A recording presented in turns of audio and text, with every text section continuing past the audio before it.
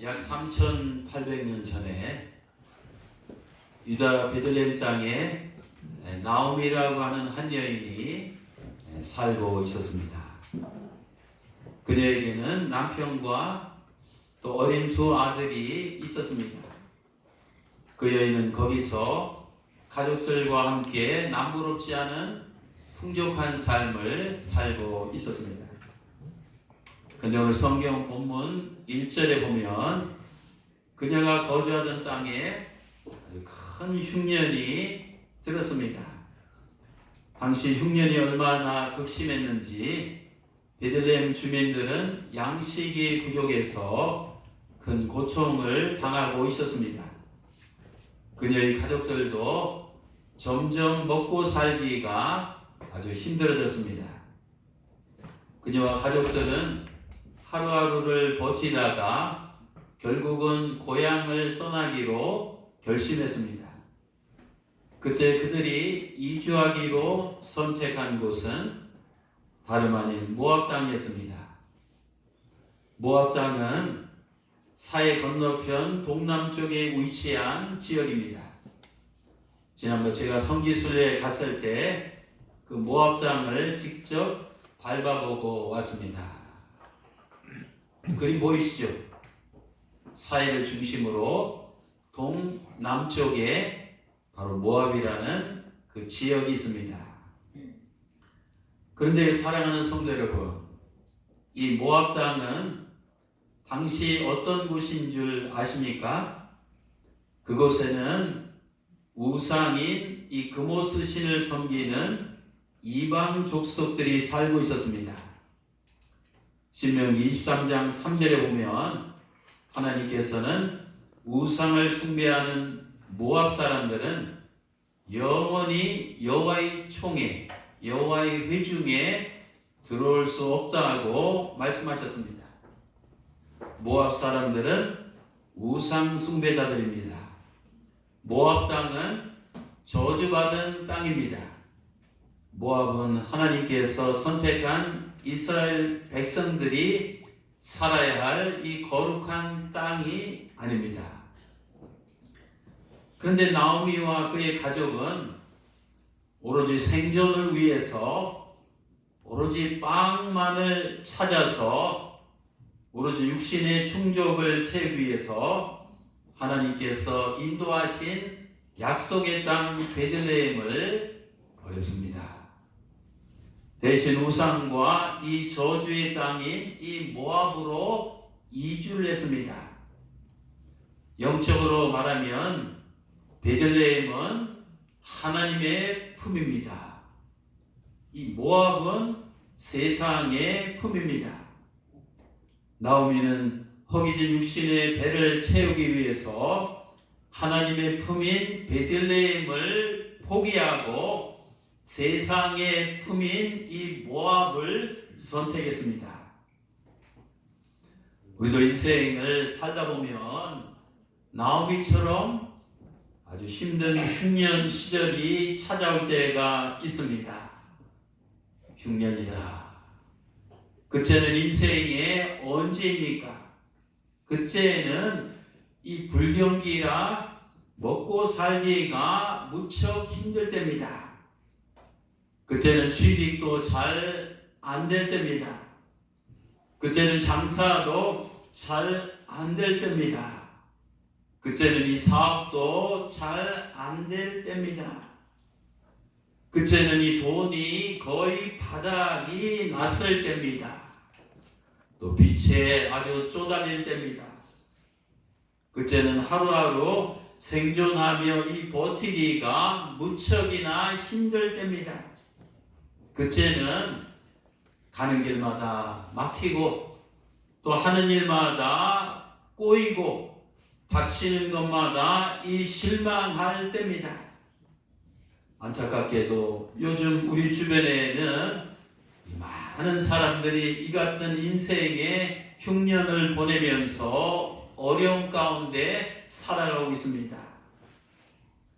우리가 흉년을 만나면 그때는 오늘 성경에 나오는 나오미처럼 눈에는 먹고 살 것만 보이고 하나님은 잘 보이지 않습니다.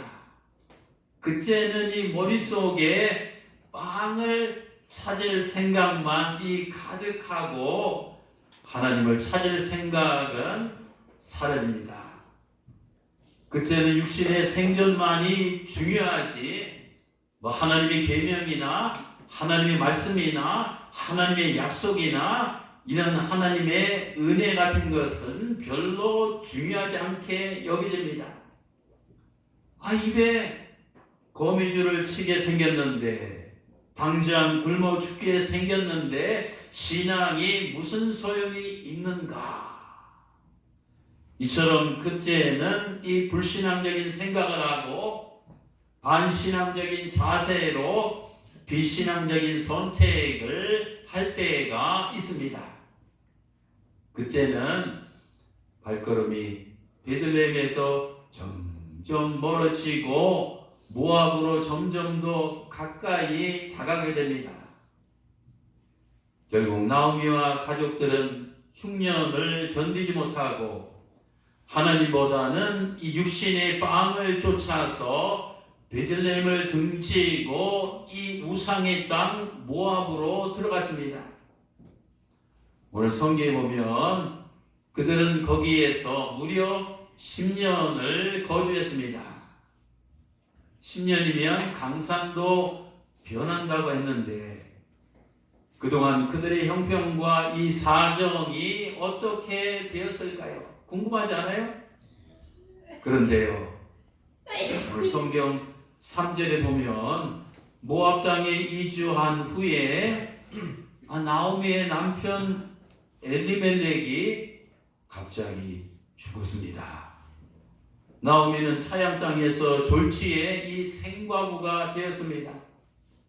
이제 장가들지 않은 아들 말론과 이 기럨 둘만 남게 됐습니다. 나오미는 급한 마음에 아들 둘을 서둘러 이제 결혼을 시켰습니다. 그리고 모압 여인 둘을 며느리로 맞아들였습니다. 그런데 여러분, 이게 웬 날벼락입니까? 웬 날벼락이에요? 설상가상으로 장가간 아들 둘이 후손도 낳지 않았는데 갑자기 두 아들이 졸지에 죽어버렸습니다. 나오미는 기둥같이 의지하던 남편도 잃었습니다. 사랑하는 아들 둘도 갑자기 잃었습니다. 자기도 생과부가 되었는데 며느리 둘도 모두 이 생과부가 되었습니다. 나오미는 타양 땅인 모압 땅에서 남편도 잃고 아들 둘도 잃고 가져간 재산도 다 잃고 글자 그대로 이 알거지가 되었습니다. 이제 지붕 아래서 남은 것은 힘없는 연약한 세 과부만 덩그러니 남았습니다. 여러분, 나오미는 베들레헴에서 흉년을 피하려고 모압 땅에 왔는데 더 큰 흉년이 그에게 찾아왔습니다. 더 잘 먹고 더 잘 살고 더 행복해지기 위해서 모압 땅에 왔는데 베들레헴 시절보다 더 굶고 더 못 살고 더 불행해졌습니다. 그때 나오미는 탄식하며 허탈감과 자괴감 속에서 후회 속에서 이렇게 외쳤을 것입니다. 아니, 내가 이렇게 되려고 여기 모압 땅까지 왔나?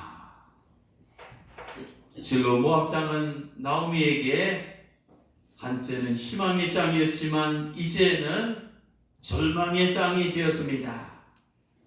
한때는 행복의 땅처럼 보였지만 이제 불행의 땅이 되었습니다. 기쁨의 땅처럼 보였지만 슬픔의 땅이 되었습니다. 생명의 이 땅처럼 보였지만 이 죽음의 땅이 되었습니다. 나오미는 모압 땅으로 가기만 하면, 그곳에 가서 살기만 하면 모든 일이 자기 생각대로, 이 자기 뜻대로, 자기 계획대로, 자기 마음대로 이 모든 것이 다 잘 될 줄 알았습니다. 하지만 모압 땅에서 나오미의 인생은 자기가 의도한 것과는 이 정반대로 이 펼쳐졌습니다. 잠언 14장 12절입니다. 어떤 길은 사람이 보기에는 이 올바른 것 같지만 이 필경은 사망의 길이니라. 나오미는 베들레헴에서 흉년이 들어서 이 모압으로 가는 길이 옳은 길이라고 생각했었는데 막상 가서 보니 그 길은 사망의 이 길이었습니다. 모압으로 가는 길이 축복의 길이라고 생각했었는데 가서 보니까 이 저주의 이 길이었습니다. 모압으로 가는 길이 흥하는 길이라고 생각했었는데 가서 보니 완전히 쫄짝 망하는 이 길이었습니다. 오늘 이부 예배 나오신 사랑하는 성도 여러분, 다 저를 한번 보세요. 우리가 지금 인생을 살아가고 있잖아요. 봄, 여름, 가을, 겨울, 월화수목, 금토일, 주나추동 살아가고 있는데 우리가 살다 보면 인생사가 내 생각대로, 내 뜻대로, 내 계획대로, 내가 노력한 대로, 내가 의도한 대로 이 되는 것이 결코 아닙니다. 인생은 마치 이제 타워형처럼 같이 생긴 이 럭비공 같습니다. 축구공은 탕 털어지면 예측이 되잖아요. 농공도 그렇고. 그러나 럭비공은 이 씨앗처럼 타원형 쭉 하기 때문에 떨어지면 어디로 튈지 모릅니다. 그래서 이 럭비공과 같은 내 인생은 봄, 여름, 가을, 겨울, 오늘, 내일, 모레 어디로 튈지 아무도 이 장담할 수가 없습니다. 그래서 이런 인생의 교훈을 터득한 이 솔로몬은 말년에 전도서 9장 11절에서 이렇게 고백하고 있습니다.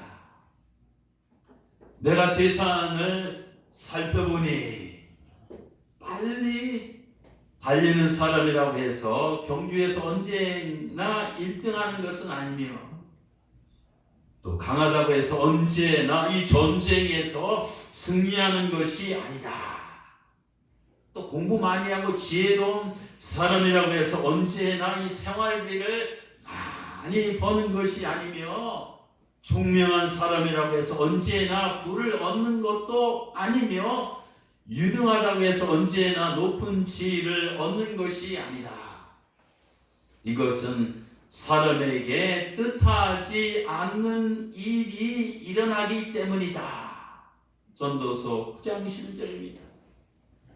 여러분, 나오미에게 전혀 뜻하지 않은 일들이 일어난 것처럼 우리 인생길에서도 전혀 뜻하지 않는 일들이 끊임없이 쉴 새 없이 예고 없이 일어납니다. 이게 인생입니다. 이것은 우리에게 무슨 교훈을 던져주고 있습니까? 그것은 인생의 모든 이 생사화복은 사람의 손에 이 달려있는 것이 아니라 전적으로 창조주 하나님의 손에 이 달려있다는 사실입니다. 또 내 인생의 흥망, 이 성쇠가 내 뜻대로 이 좌우되는 것이 아니라 창조주 하나님의 뜻대로 이 좌우된다는 사실입니다. 잠언 16장 9절입니다. 사람이 마음으로 자기 길을 계획할지라도 그의 걸음을 인도하시는 이는 여호와시니라. 그렇기 때문에 우리는 인생길에서 흉년을 맞아 아주 살기 힘들 때일수록 내 생각이 아니라 하나님의 생각을 따라가야 됩니다. 내 방법이 아니라 하나님의 방법을 의지해야 됩니다. 내 길이 아니라 my way가 아니라 이 하나님의 길을 선택해서 그 길로 가야 됩니다. 우리는 나오미처럼 믿음 생활, 교회 생활, 신앙 생활 하다가 언제든지 어디서든지 얼마든지 흉년의 어려움을 당할 수가 있습니다. 우리가 교회를 다닌다고 어려움이 안 생기는 것은 아닙니다. 우리는 때로는 하나님을 믿지 않는 사람들보다도 더 큰 고난과 더 큰 시련을 당해서 더 혹독한 인생의 흉년을 얼마든지 경험할 수가 있습니다. 하지만 우리는 그럴 때일수록 하나님의 품인 이 베들레헴을 떠나서 이 세상의 품인 모압으로 가서는 안 됩니다. 삶이 힘들 때일수록 이 교회의 자리를 떠나서는 안 됩니다. 괴로울 때일수록 이 예배의 자리를 떠나서는 안 됩니다. 이 근심할 때일수록 기도의 자리를 떠나서는 안 됩니다. 두렵고 이 불안할 때일수록 이 믿음의 자리를 떠나서는 안 됩니다. 내 영혼이 빈들에 마른 불같이 감으로 메마를 때에도 이 은혜의 자리를 떠나서는 안 됩니다. 힘들 때일수록 신앙을 타협하지 말고 말씀을 붙들고 믿음의 원칙을 고수하며 신앙의 이 정도를 당당하게 뚜벅뚜벅 걸어가야 될 줄 믿습니다. 아멘. 하지만 안타깝게도 나오미란 여인은 그렇게 행동하지 않았습니다. 그녀는 베들레헴에서 흉년이 들어서 삶이 힘들 때, 이 괴로울 때 이렇게 믿음으로 생각해서만 합니다. 하나님께서 광야에서 40년 동안 우리 조상들을 만나 매출하기로 먹이시고 낮에는 불기둥으로 밤에는 낮에는 구름기둥으로 밤에는 불기둥으로 이렇게 다 보호하셨는데 이 흉년에 우리를 굶어 죽게 하랴. 여호와 이레 하나님께서 모든 것을 책임져 줄 줄 믿습니다. 이렇게 선포하고 이 하나님의 품인 베들레헴을 떠나지 말았어야만 했습니다. 하지만 안타깝게도 그녀는 그 순간 신앙적인 선택을 하지 아니하고 이 불신앙적인 이 선택을 하면서 하나님의 품을 떠나 이 요압 세상의 품으로 갔습니다. 그런데 나오미는 하나님을 불신해서 이 어리석은 선택을 한 이 대가를 아주 톡톡히 치렀습니다.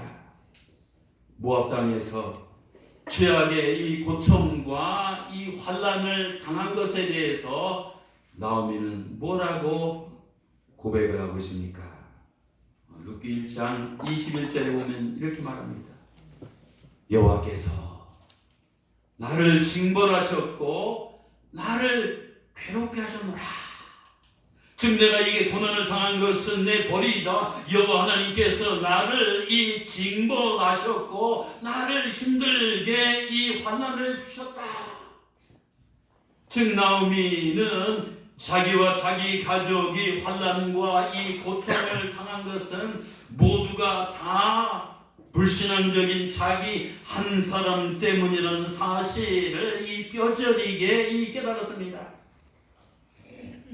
아마 베들레헴에 흉년이 들었을 때 아마도 이 아내인 나오미는 이 남편을 부추겨서 모압 땅으로 이주하자 한 것 같습니다. 여자들이 반대하면 못하잖아요. 남자들. 거기서 이 자기 때문에 남편도 죽고 자기 때문에 큰아들도 죽고 자기 때문에 둘째 아들도 죽고 자기 때문에 가족이 다 죽었습니다. 또 자기 때문에 아무 죄도 없는 이 두 며느리를 이 생각으로 만들었습니다. 시어머니 나오미는 두 며느리를 앉혀놓고 이렇게 참회의 고백을 합니다.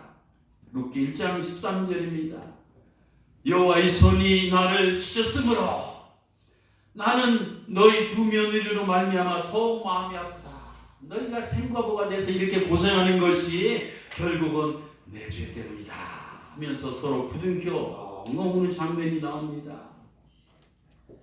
여러분, 모압 땅에서 나오미는 이런 후회와 이 자책감과 이 죄책감 속에서 이 10년을 이 힘들게 살았습니다. 그런데 어느 날 그녀의 귀에 고향 예루살렘에 관한 이 소식이 들려왔습니다. 그 소식의 내용은 오늘 본문 6절 내용입니다. 그 여인이 나오미가 모압 지방에서 여호와께서 이 베들레헴에 있는 자기 백성을 돌보시사 그들에게 양식을 주셨다함을 들었다. 여러분, 나오미가 10년 전 베들레헴을 떠날 때에는 이 그곳 사람들이 흉년이 들어서 금방 다 이 굶어 죽을 줄 알았는데 이게 웬일입니까? 자기는 모압 땅에서 최악으로 힘들게 살아가는데 자기는 이 목숨을 연명하며 겨우 입에 불칠하며 조금 목피로 이 살아가는데 고향 베들레헴 사람들은 하나님의 은혜로 로사 by the grace of God 하나님의 은혜로 이 풍족하게 이 잘 먹고 이 잘 살고 있다는 것이 아닙니까? 사랑하는 꿈나무교회 성도 여러분, 인생의 흉년이 찾아와서 잠시 힘들더라도 나오미처럼 아이고 무엇을 먹을까 무엇을 마실까 무엇을 입을까 염려하며 모압으로 성급히 내려가지 마시기 바랍니다. 당장은 힘들어도 지금은 괴로워도 현재는 죽을 것 같아도 금방 미칠 것 같아도 하나님의 품인 이 베들레헴에 끝까지 머무시기 바랍니다. 베들레헴은 히브리어로 떡집이라는 뜻입니다. 베들레헴은 하나님의 양식이 영원히 떨어지지 않는 이 떡집입니다. 신앙 안에서 이 죽고자 하는 자는 살고 신앙 밖에서 살고자 하는 자는 죽습니다.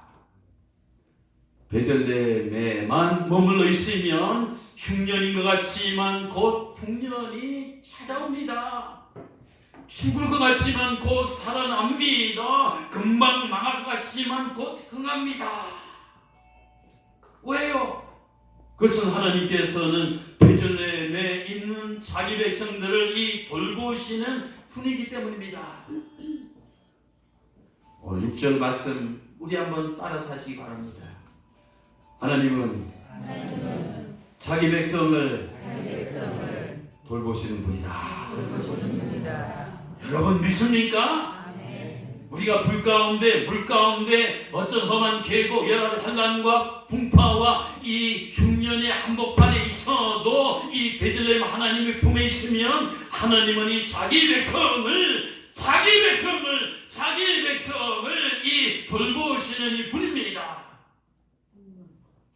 하나님은 내 육신 굶어 죽게 내버려 두지 않습니다. 이스라엘 백성들이 광야에서 40년, 저도 이번에 광야 가봤지만 거기 뭐 분식점이 있습니까? 떡볶이집이 있습니까? 뭐 컵라면이 있습니까? 그냥 광야 아무것도 없는데 40년 동안 굶어 죽었다는 사람 봤어요? 아닙니다. 하나님은 내 육신 굶어 죽게 내버려 두지 않습니다. 또 하나님은 내 가게 문 닫게 내버려 두지 않습니다. 하나님은 내 사업 이 망하게 내버려 두지 않습니다. 하나님은 내 자녀 이 타락하게 내버려 두지 않습니다. 하나님은 내 가정 깨어지게 내버려 두지 않습니다. 하나님은 내 교회 추락하게 내버려 두지 않습니다. 하나님은 내 인생 몰락하게 내버려 두지 않습니다. 하나님은 내 꿈과 비전 이제 실패하게 내버려 두지 않습니다. 우리가 하나님의 품인 베들레헴을 떠나지 않는 한 이 재단을 붙들고 사는 한 여호와께서는 우리를 죽을 때까지 지키시며 죽을 때까지 인도하시며 죽을 때까지 동행하시며 이 죽을 때까지 역사하시는 이 분입니다. 할렐루야. 아멘. 나오미는 모압 땅에서 힘겨운 인생을 이제 살면서 나중에 이 사실을 깨달았습니다. 그렇지, 아이고 이 바보 같은. 그래서 마침내 그는 결심을 했습니다. 오케이, 이제라도 내가 사는 길은 이 모압 땅을 이 떠나는 길이다. 이 늦더라도 이 베들레헴으로 이 돌아가자. 그래서 그는 미련 없이 후회 없이 후퇴 없이 모압 땅을 떠나서 베들레헴으로 향했습니다. 이번 성지 순례 여행 때 나오미가 두 며느리를 데리고 모압에서 베들레헴으로 가는 길을 따라보았습니다. 저 그림 좀 보세요. 빨간 선이 베들레헴에서 모압으로 이주할 때, 또 10년 후 돌아갈 때가 파란 선입니다. 이렇게 돌아갔습니다. 저 지역이 어떤 지역인지 아세요? 제가 사진을 두 컷 찍었는데 저렇게 생겼어요. 저 일봉산, 월봉산, 금강산 수준이에요. 사람이 사시고 얼마나 험한지. 나오미가 모압 땅에서 베들레헴으로 넘어가는 길은 바로 저렇게 높은 산과 깊은 이 계곡으로 둘러싸인 아주 험한 길입니다. 걸어서 과부 3명이 저기를 넘어갔으니 아마 엄청 고생을 했을 것입니다. 그래서 오르바 둘째 며느리는 도중에 고향 앞으로 갔습니다. 나오미와 첫째 며느리가 저기를 고생하며 넘어갔습니다. 여러분, 하나님의 품으로 다시 돌아가는 길은 이처럼 힘들고 이처럼 이 험난한 이 고생길입니다. 신앙을 다시 회복하고 이 믿음 생활하고 이 첫사랑을 회복하며 이 돌아가는 길은 힘들지만 그럼에도 불구하고 우리는 그 길을 뚫고 베들레헴 하나님의 품으로 이 돌아가야 됩니다. 그 길이 바로 내가 사는 길이기 때문입니다. 마침내 나오미는 이제 고향 베들레헴에 도착을 했습니다. 그런데 여러분, 10년 만에 돌아온 그 고향 사람들이 나오미를 보고 막 이런 얘기를 하는데, 그 사람들 만나서 이 나오미가 그 고향 사람들에게 한 첫 마디가 뭔지 아십니까? 룻기 1장 21절에 보면 내가 풍족하게 나갔다가 여호와께서 내게 비어 돌아오게 하셨느니라. 무슨 뜻입니까? 내가 10년 전에 베들레헴을 떠날 때는 이 풍족한 상태에서 떠났지만 집문서, 반문서 뭐 다 전답 정리하고 한미천 챙겨가지고 이민을 떠났지만 하나님께서는 나를 이제 빈 털터리로 알거지로 만들어서 이 돌아오게 하셨다는 뜻입니다. 그렇습니다. 우리가 하나님의 품을 떠나게 되면 결국은 나오미처럼 이 풍족한 이 삶이 영원할 것 같지만 곧 이 텅 빈 이 껍데기 삶으로 이 추락하게 됩니다. 하지만 우리가 하나님의 품으로 다시 돌아왔을 때는 이 텅 빈 이 껍데기 삶이 이 풍족한 이 삶으로 바뀌게 됩니다. 빈털터리가 되어서 베들레헴으로 돌아온 나오미는 훗날 어떤 풍성한 이 축복을 받는 줄 아십니까? 자기를 끝까지 따라온 이 며느리 룻은 베들레헴의 큰 부자요, 이 유지인이 보아스라는 사람과 딴딴따단 하면서 이 결혼을 했습니다. 대박이 터졌습니다. 또 보아스와 이 룻 사이에서 오벳이라는 이 아들이 태어났는데요. 그 오벳이 누군지 아십니까? 이스라엘 역사상 가장 위대한 성군인 다윗의 증조 할아버지입니다. 그 다윗의 열중에서 나중에 구세주 우리 메시아 예수님이 이 탄생을 하셨다는 사실입니다.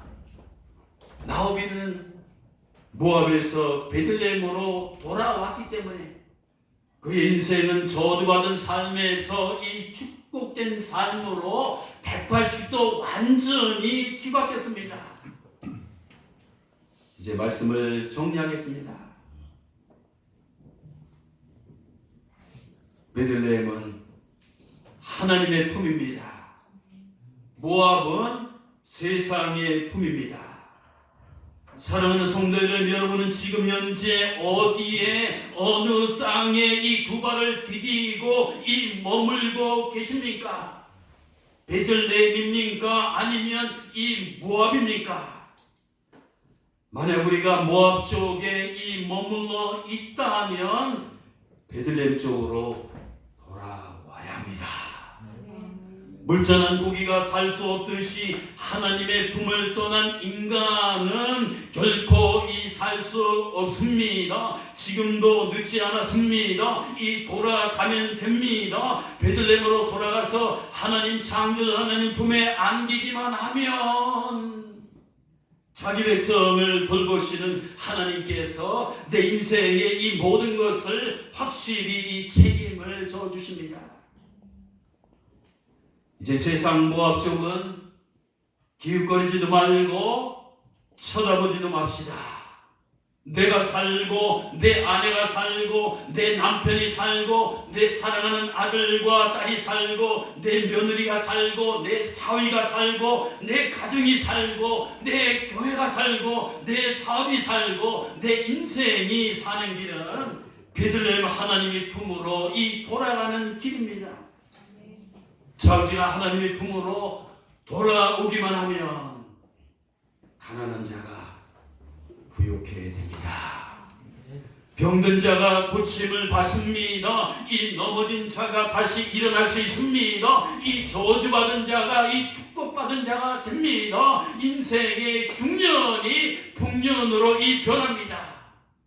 이와 같은 놀라운 역사가 베들레헴으로 돌아오는 모든 성도들에게 일어나시기를 주님의 이름으로 축원합니다. 기도합시다.